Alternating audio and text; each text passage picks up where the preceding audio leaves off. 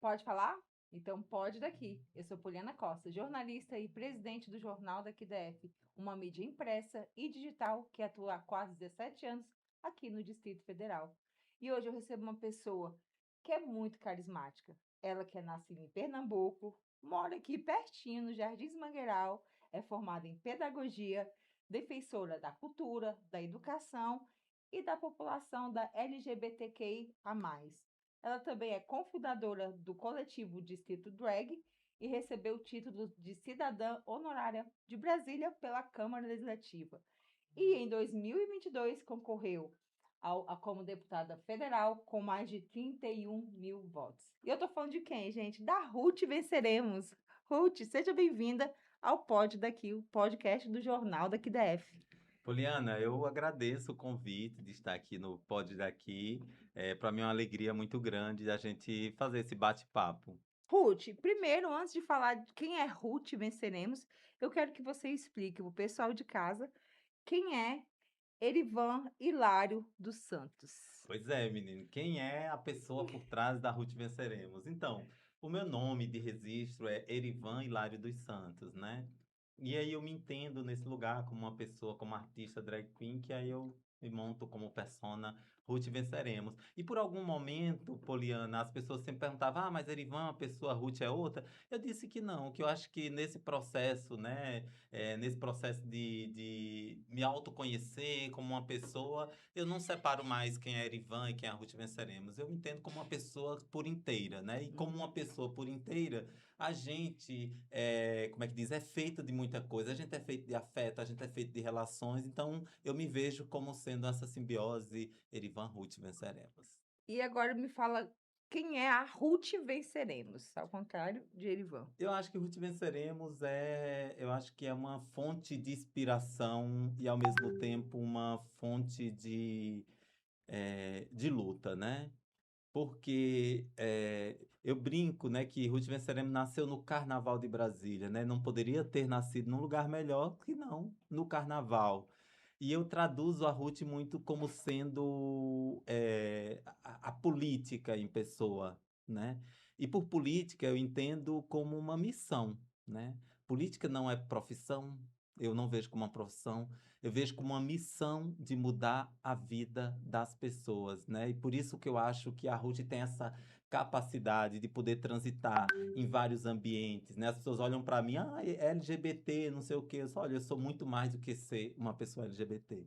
Eu sou um ser humano que consigo, né, através dessa persona que sou, Ruth Uhum, Venceremos, transitar em vários ambientes. uhum. Você falou que, vamos dizer que nasceu no carnaval, mas quando que o Erivan saiu e a Ruth de fato entrou? Foi no carnaval mesmo? Aí eu me pergunto se saiu, né? Ele Assim, não no fundo, saiu. eu não sei se saiu ou se entrou, eu acho que se encontraram. Eu acho que seria bem essa coisa.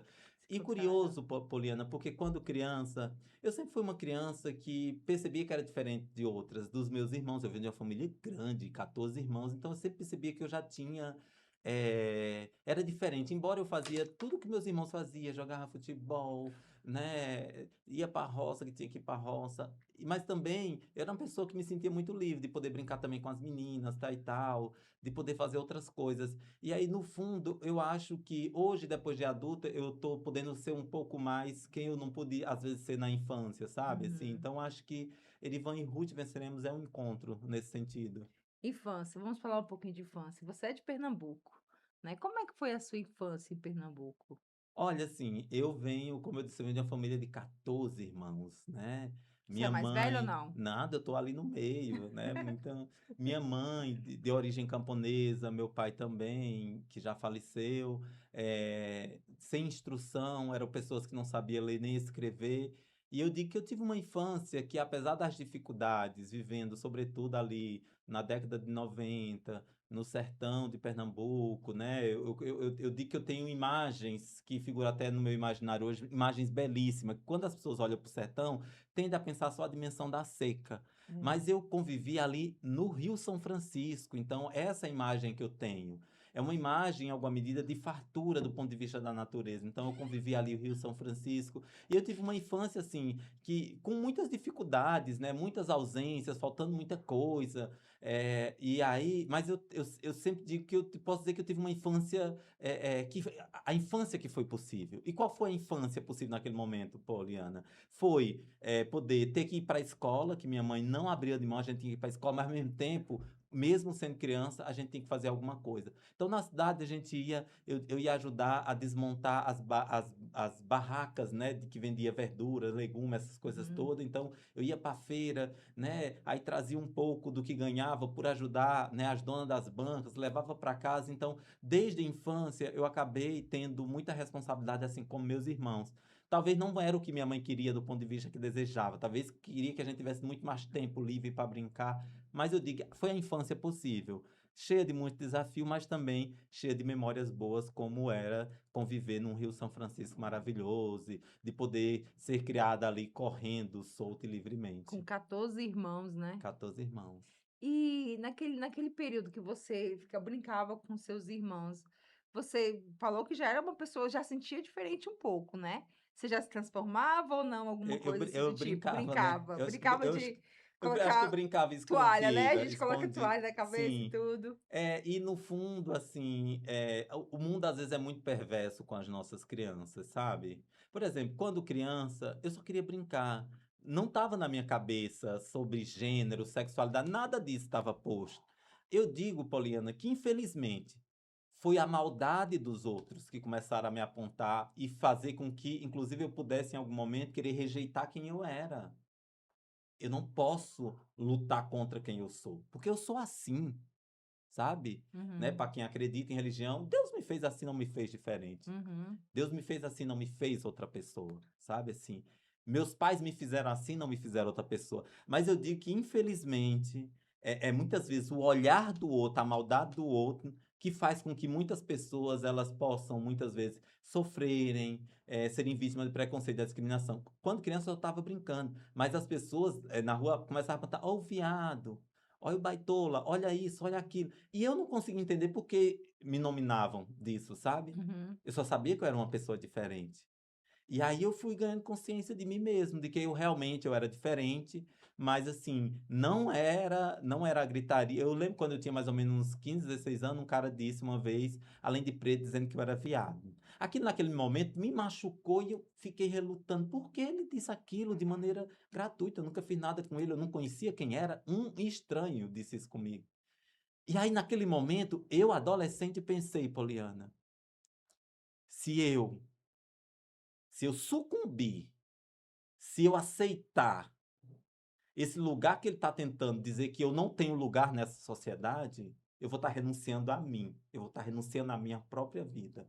E ele vai estar vencendo. E naquele momento que eu sofri esse preconceito e a discriminação, eu tive a consciência seguinte: eu vou fazer o melhor neste mundo.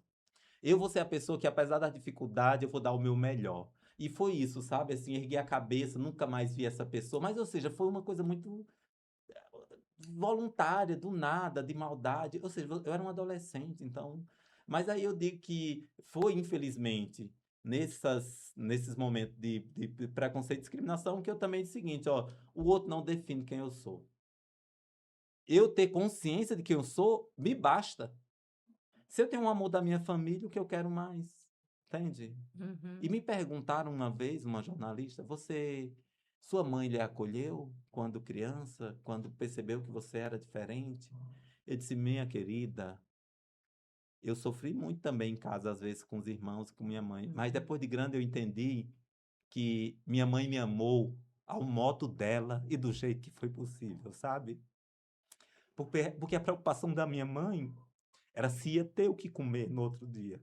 Então, eu até brinco, eu toda chorosa, que eu digo que eu perdoe, sabe? Assim, eu perdoo mesmo. Minha família, que muitas vezes não me compreendeu, eu perdoo, porque hoje eu olho que tinha todo um mundo apontando o dedo para mim, mas meus irmãos e minha família me protegeu, assim como me amou ao modo dele. Quando minha mãe brigava, eu sentia, depois de grande eu entendi que minha mãe brigava que eu não queria que eu saísse para rua, porque sabia que eu era diferente e tinha medo da violência contra mim, Queria te proteger. sabe?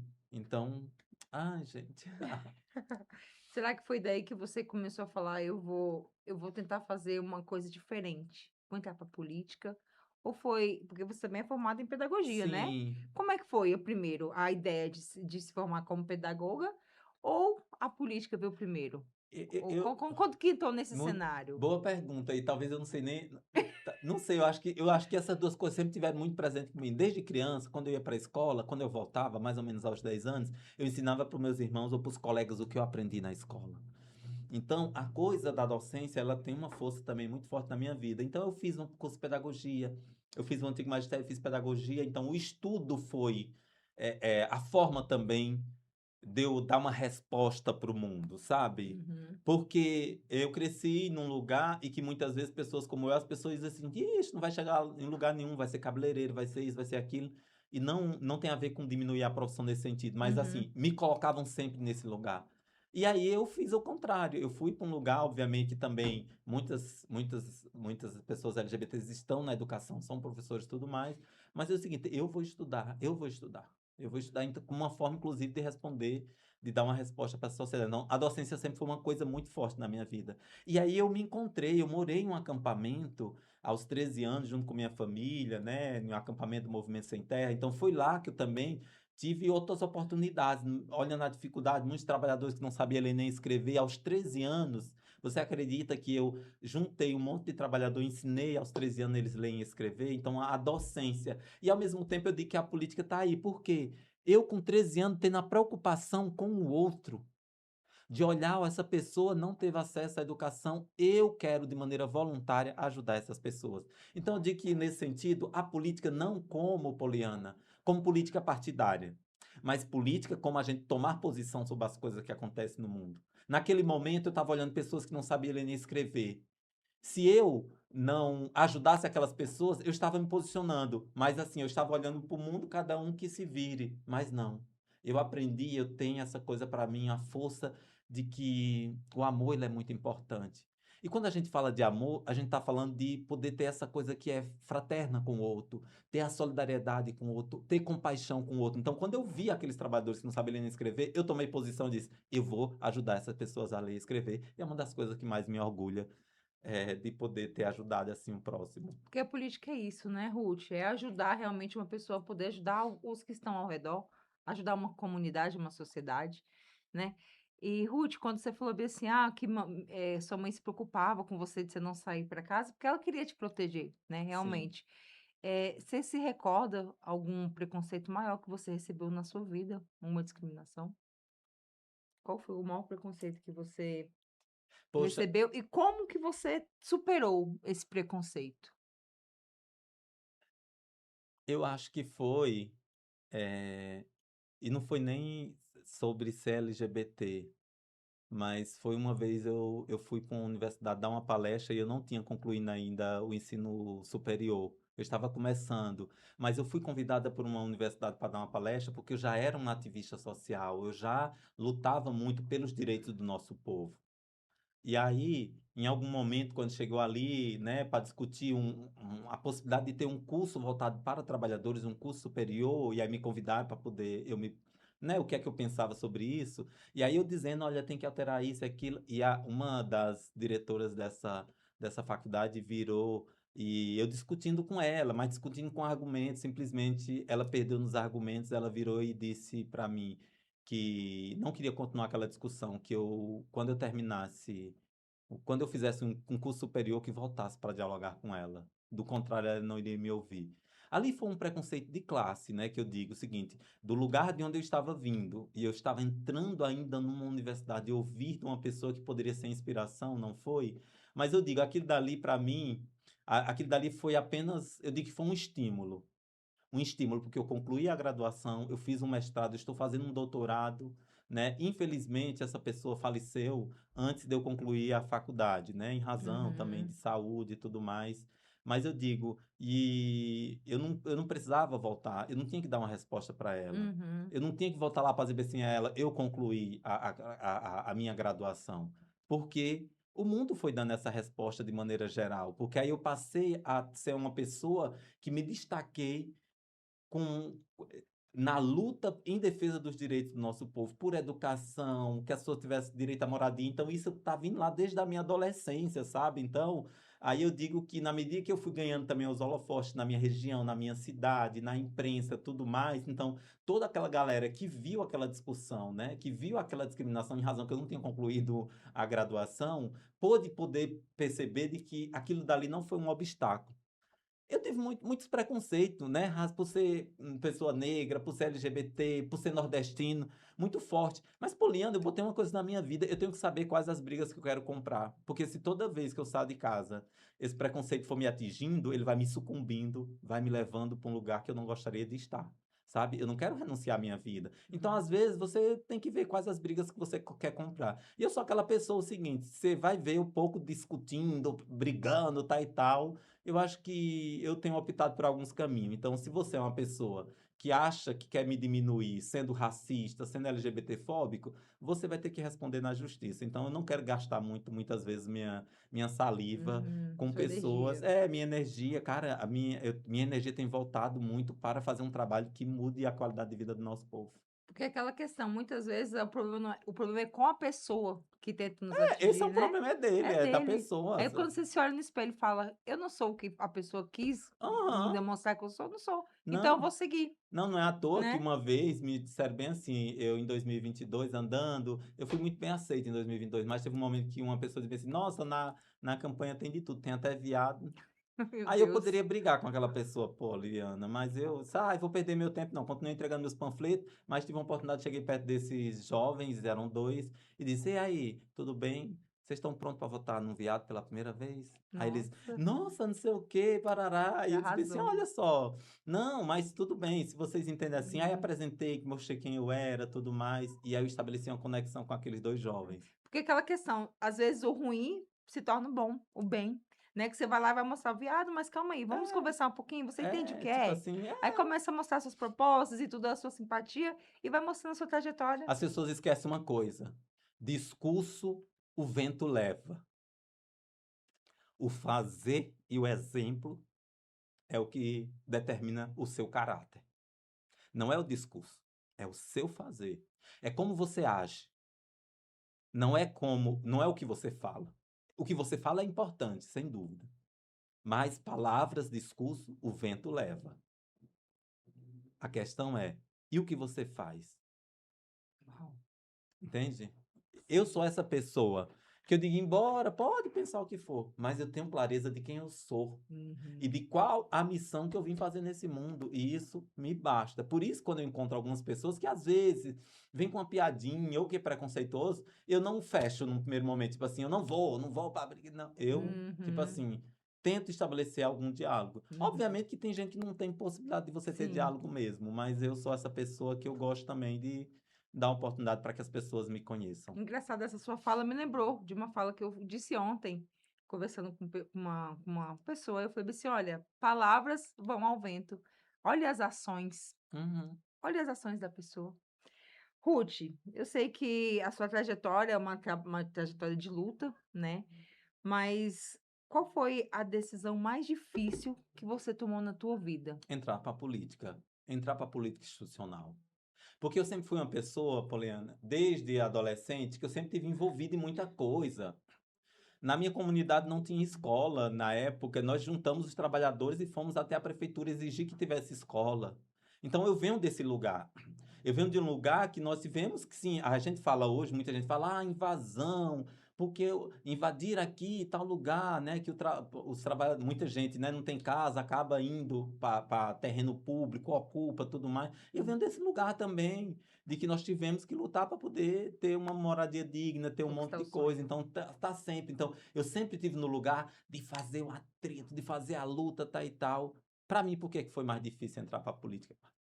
Porque eu já conheci o lado de cá, que é o lado de você lutar junto, junto aos políticos, de lutar junto ao Estado, junto aos governos, para dizer, olha, tem que fazer melhor pelo nosso povo. Por que para mim foi difícil? Porque eu estava indo para um lugar. E aí eu pensei, será se eu indo para esse lugar da política partidária, será se eu vou ter estofo? Será se eu vou ter estômago? Será se eu vou ter Então, essa, para mim, foi uma das decisões mais difíceis que eu tomei.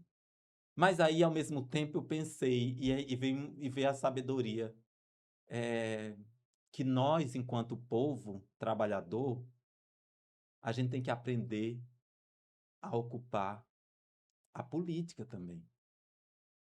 Porque não dá para a gente ter mais o mesmo. Você tem, por exemplo, um Congresso Nacional que ele não representa o que é o povo brasileiro. Mais de 70% do Congresso só são grandes empresários. O povo trabalhador não está lá. E quando eu estou falando de grandes empresários, eu não estou falando um dono de supermercado, igual aqui nós temos em São Sebastião, não estou falando do pequeno e médio empresário, estou falando de grandes empresários, que muitas vezes determinam a economia desse país. As pessoas ficam dizendo, o presidente sozinho, independente se ele é de esquerda, de direita ou de centro, ele não determina muita coisa.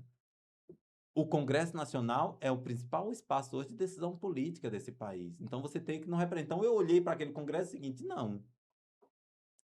Eu acho que eu vou topar esse desafio e topei. Então foi a decisão mais difícil, mas eu acho que também veio uma certa sabedoria aí.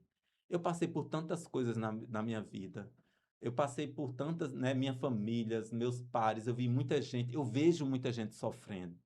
E se eu pude, naquele momento, dedicar um tempo da minha vida para alfabetizar trabalhadores, se eu pude, em algum momento da minha vida, dedicar um tempo para lutar com o trabalhador, para que pudesse ter a sua moradia digna, para que pudesse ter escola na sua comunidade, eu disse, cara, eu tenho sim condições de fazer uma disputa política e com qualidade. Não é à toa que a primeira vez que eu sem nunca ter me candidatado a nada, já foi muito expressiva. Eu até brinco que é o número 13 ao contrário, 31.000 31 votos. mil votos. Foi muito. Você se surpreendeu com a quantidade Ai, quando nem, você viu? eu me Qual foi a emociono. emoção, o sentimento que Mulher, você eu me viu? emociono, eu não gosto muito de falar de que, assim, por que eu me emociono muito, assim? Primeiro foi a primeira eleição, 2022. Nunca tinha me candidatado a absolutamente nada, mas sabe o que é a nada, nada, nada? E aí, eu só saí de casa quando estava com 90% das urnas apuradas, que estava indicando que a vaga estava vindo para mim. E aí, né, bateu aquela coisa toda. Eu me lembro como hoje eu entrando no carro sozinha, indo encontrar os apoiadores. Então foi dando aquela coisa toda e eu me emocionando, né, assim, no carro. E aí cheguei lá, todo mundo já vibrando. Eu disse, não, gente, tem que esperar fechar as urnas. E aí eu fui muito tomada de emoção durante a campanha toda. Por quê? Porque eu fui muito abraçada. Eu fui muito recepcionada nos lugares. Porque é o seguinte, as pessoas olham para mim, é LGBT, como se a gente só falasse de LGBT, como se a gente só. Eu não quero ser deputada federal de um grupo apenas, só da comunidade LGBT. Eu quero ser deputada federal do povo brasileiro, do povo trabalhador de todo mundo. Eu não só falo de direitos humanos, eu não só falo de diversidade. Eu falo de economia, eu falo de política, eu falo de outros temas. E eu acho que foi isso que encantou também as pessoas na eleição de 2022. Porque eu fui aos comércios, eu batia na porta das pessoas para conversar, para me apresentar. Porque eu sinto que os políticos só fazem isso de 4 em 4 anos, mas eu nunca saí. Essa é a questão. E muitas pessoas em São Sebastião às vezes se surpreendem, eu não conhecia, mas eu também nunca saí desse lugar. Talvez eu não faça, como algumas pessoas fazem, da política, um lugar do personalismo, da autopromoção. Eu ajudei e ajudo muita gente, muitos coletivos, mesmo sem ter as condições financeiras para fazer, mas sou uma pessoa que voa, articula. Então, acaba que. E muita coisa você não precisa estar postando, você tem que fazer porque você acredita. Então, 2022, eu tive 31.538 votos espalhados por todo o Distrito Federal. Demonstrou que as pessoas viram em mim não só deram em mim não só um voto de confiança, mas um voto de esperança para que mude o Congresso Nacional, para que mude a política. E eu agradeço muito a todo mundo que votou em mim em 2022, que confiou em mim, sabe? Assim, foi uma coisa muito, muito linda, surpreendente. E é isso, eu acho que as pessoas têm que olhar para a gente e olhar o seguinte, independente da minha sexualidade, independente da minha raça, independente, as pessoas têm que olhar o seguinte, qual o caráter dessa pessoa? Quais são as propostas e projetos que essa pessoa tem para melhorar a vida do povo? Porque hoje a gente está num que chamam de uma polarização. Gente, sempre existiu. Não nasceu hoje, não nasceu ontem. Na política sempre teve. Sempre teve um lado, sempre teve outro, né, que discutia projetos. Pronto. Então, alguns defendem um lado, alguns defendem o outro. E aí eu acho que a política ficou muito isso. As pessoas não querem mais discutir propostas. As pessoas estão igual a torcida de futebol. O meu time, aconteça o que aconteça, eu não quero saber se o político é de direita ou de esquerda. Se roubou, que pague, que vá para que a justiça que investigue, né, que responsabilize, que dê direito das pessoas à defesa, que faça todo o processo que tem que ser feito na justiça. Agora, assim, independente se é de esquerda ou de direita, sabe? Então, isso que eu disse, isso é ter caráter. Agora, você não pode ser seletivo. Quando é um, ai, não, não sei o quê, entende? Uhum. Então, mas as pessoas não estão querendo discutir proposta. As pessoas estão querendo, estão igual a torcida. E eu tenho visto muitos deputados que foram eleitos, eu não vou citar aqui nome, mas deputado federal, que não tem proposta. Quando você vai ver a votação no Congresso Nacional, tem votado contra a população a maioria das vezes. Entende? Então não pode assim, eu vou votar, eu gostei dele só porque ele tá de determinado lado. Não, eu quero saber se essa pessoa trabalha pelo povo. Se não trabalha, é mais. Ruth, o que você mudaria hoje no Brasil? Eu mudaria o Congresso Nacional. Eu mudaria, nesse sentido, o Congresso Nacional, a composição. Como eu disse, Poliana, eu não advogo esse lugar da mulher, do feminino, isso né, Uhum. por essa pessoa que eu me reconheço como uma bicha, como LGBT e tudo mais. Mas deixa eu te dizer, mulheres são bem mais de 60% da população, quase 60% da população brasileira. Você sabe quanto elas são no Congresso Nacional? Em Não. torno de 20%. Nossa. A população negra, que é a maioria da população, é subrepresentada, é menos de 19%. E quando eu estou trazendo esses dados, nós não queremos não é discutir que mulher esteja lá por ser mulher, não é discutir que pessoas negras estejam lá por ser pessoas negras. É a gente discutir que é preciso que o Brasil esteja representado na sua diversidade, que tenha um pouco, que tem empresário lá, mas também que tenha trabalhador no Congresso Nacional. Então, eu mudaria hoje o Congresso Nacional, porque ele é hoje o principal instrumento de negação de direito do nosso povo. Então, você tem muitas pautas que não consegue avançar porque fica um Congresso que ele sequestrou o orçamento público. Veja, mesmo na época do governo Bolsonaro, o Congresso Nacional sequestrou o orçamento público. Os parlamentares passaram a ter um poder de decisão do orçamento que nunca tinha acontecido na história do Brasil. E aí qualquer presidente se torna refém do Congresso Nacional. Aconteceu com o Bolsonaro, que dizia bem assim: eu não quero centrão, não vou me envolver com centrão. Mas o Bolsonaro ficou refém de centrão. Ficou refém, né? Infelizmente, mesmo agora no governo Lula, muitas pautas para avançar, o presidente tem que ficar refém de uma parte significativa do Congresso Nacional que não vota muitas coisas se o governo muitas vezes não liberar, por exemplo, emenda parlamentar, tudo mais. Então, você tem hoje um Congresso Nacional que é podre. Você tem um Congresso Nacional que é um escárnio para a população brasileira. Você tem um Congresso Nacional cheio de regalias, mas na hora de votar coisa que é para beneficiar a população, eles votam contra. Eles votam contra mesmo. Conta um pouco. Ruth, o que é ser venceremos para você? Eu digo que venceremos, eu chamo que não é uma coisa sobre estar sozinha. Eu digo, eu não quero chegar na política sozinha, no Congresso Nacional. E eu tenho dito, eu não quero vencer sozinha. E a ideia do venceremos, essa ideia mesmo da coletividade. Se eu chegar lá, eu quero que Dona Senhorinha lá da Vila do Boa chegue comigo. Quando eu chegar lá, eu quero que Pastor Felipe chegue lá comigo. Eu quero que Mãe Baiana, que tantas outras pessoas cheguem lá comigo. Eu quero que a dona de casa chegue comigo. Eu quero que os trabalhadores de aplicativo cheguem comigo. Eu quero que o povo chegue comigo. Eu não quero estar lá sozinha. Não faz sentido pela minha história eu chegar num cargo e entender que aquele cargo ele é um cargo meu, ele é um cargo do povo, cuja a principal missão do parlamentar é servir ao povo e não servir a si mesmo, e não servir a sua família. Eu não venho de família de políticos. Meu sobrenome é Santos. Eu não venho de uma família que eu herdei. Eu não sou herdeira. Eu sou gente como o nosso povo. Eu trabalhei muito para chegar até aqui. Então, eu entendo o venceremos como um convite, sabe, Poliana? Vencer. Vencer você. Vencer. Venceremos.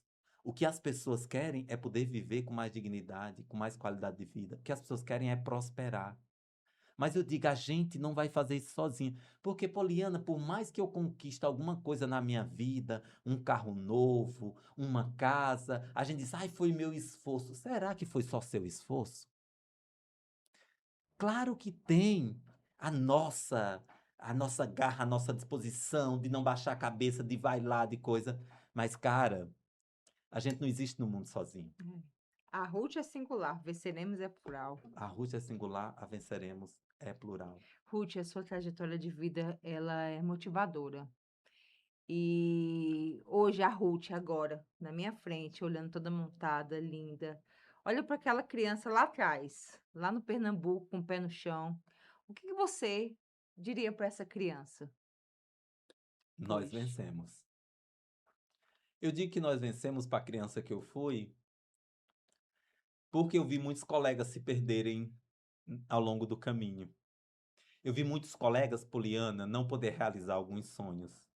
E quando eu olho para trás, que eu tive uma infância difícil, que eu tive privada de muitas coisas, e eu olho onde eu cheguei, eu olho e digo para aquela criança: nós vencemos. Por que é que eu digo que nós vencemos?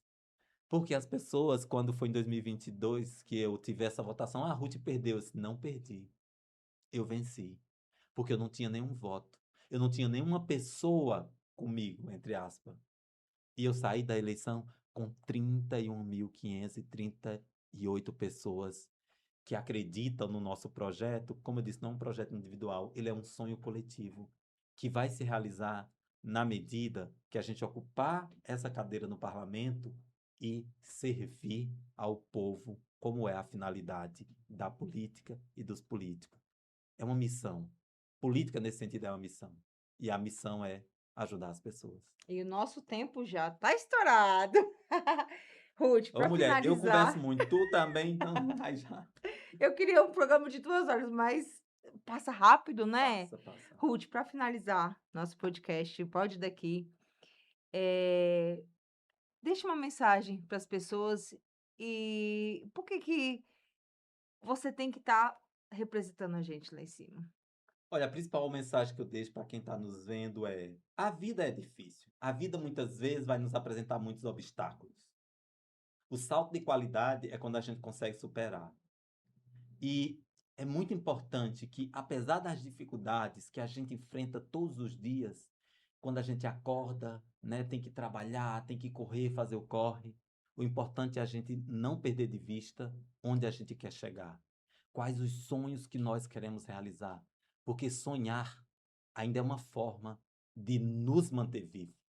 Saber onde é que a gente quer chegar, aquele sonho que quer realizar, é o que nos motiva a acordar todo dia e lutar para chegar aonde a gente quer chegar. Por isso eu acordo todo dia pensando, eu quero estar num lugar.